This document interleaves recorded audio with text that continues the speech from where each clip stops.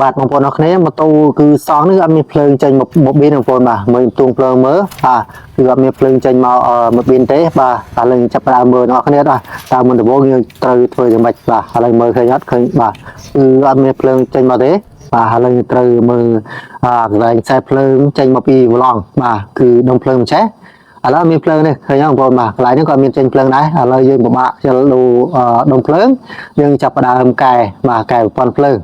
បាទកែប្រព័ន្ធភ្លើងយើងរៀបចំភ្លើងម៉ូតូ03បាទដើម្បីឲ្យរៀងកម្លាំងតិចកាលណាភ្លើងខ្លាំងគឺជិះស្រួលហើយឥឡូវយើងចាប់ផ្ដើមមើលខ្សែភ្លើងសិនយើងដល់កន្លែងគ្លុបអង្គុយនឹងមក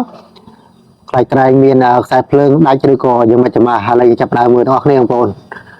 ឡូវយើងមើលឃើញនេះឃើញបងប្អូនបាទគឺខ្សែភ្លើងគឺរបូតមិនដាច់ទេគឺរបូតដោយសារបងជាងសាមុនគឺគាត់គួចហើយគឺស្រោបនៅតយោសរោមក៏មិនដាល់ឲ្យរបូតកន្លែងហ្នឹងឥឡូវចាប់ផ្ដើមយើងតកន្លែងហ្នឹងមកហើយការតហ្នឹងគឺយើងតជាមួយនឹងសំណបាទយើងផ្សារដាក់ជាប់មកឥឡូវយើងដកដួយចេញអស់សិនដើម្បីឆ្លាស់យើងមើលតើខ្សែណាដែលយើងត្រូវផ្លាស់ប្ដូរឥឡូវយើងមើលដល់គ្នាបងប្អូនបាទគឺរបូតច្រើនខ្សែដែរណា3 4ខ្សែដែរដែលរបូតមិនដាល់ឲ្យ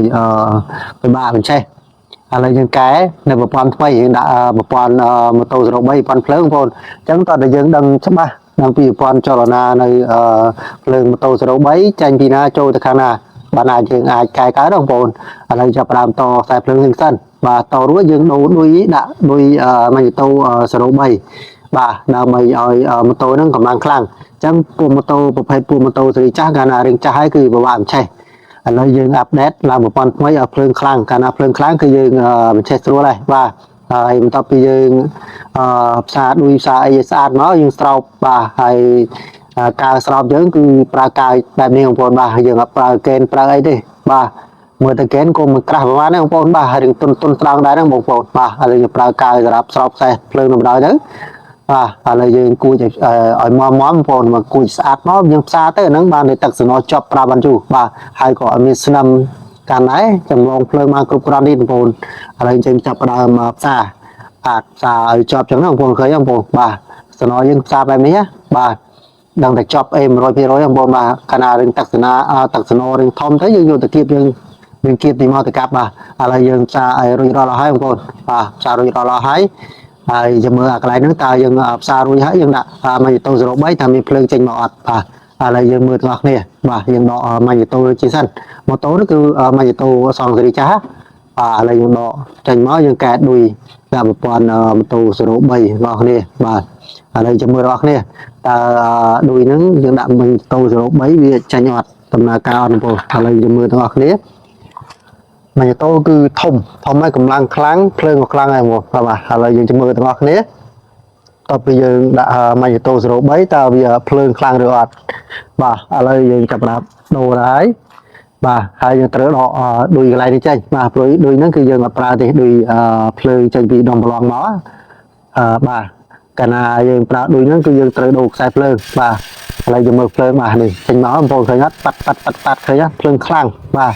កាលណាភ្លើងខ្លាំងគឺម៉ាស៊ីនយើងគឺមិនឆេះស្រួលបាទកម្លាំងក៏ល្អដែរមូទៅស្មូតល្អទៀតបាទ